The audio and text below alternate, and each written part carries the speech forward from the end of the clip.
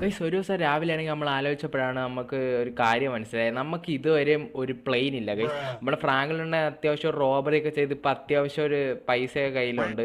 ഇപ്പം നമ്മുടെ ഫ്രാങ്കിലുണ്ട് ഒരു ബില്യണറാണ്. നമുക്ക് എന്തായാലും ഒരു പ്ലെയിൻ വാങ്ങണം ഗൈസ്, ഒരു പ്രൈവറ്റ് ജെറ്റ്. അതിന് വേണ്ടി നമ്മൾ വെബ്സൈറ്റ് നോക്കിയപ്പോഴത്തേക്ക് അതിൽ പറയുന്നതെന്ന് വെച്ചാൽ നമുക്ക് ഒരു ഹാങ്ങർ വേണം എയർപോർട്ടിൽ. നമുക്ക് എന്തായാലും ആ ഹാങ്ങർ മേടിക്കാനായിട്ട് പോവാം ഗൈസ്. ഇതാണ് നമ്മൾ ഹാങ്ങർ. എന്തായാലും നമ്മൾ ഫ്രാങ്കിൽ ഹാങ്ങറും കാര്യങ്ങളൊക്കെ പർച്ചേസ് ചെയ്തിട്ടുണ്ട്. നമുക്ക് എന്തായാലും ഇനി നമ്മളെ പ്ലെയിൻ പർച്ചേസ് ചെയ്യുമ്പോൾ എന്തായാലും ഇവിടെ വരുമെന്നാണ് അവർ പറഞ്ഞേക്കുന്നത്. നമുക്ക് എന്തായാലും പർച്ചേസ് ചെയ്യാം ഗൈസ്.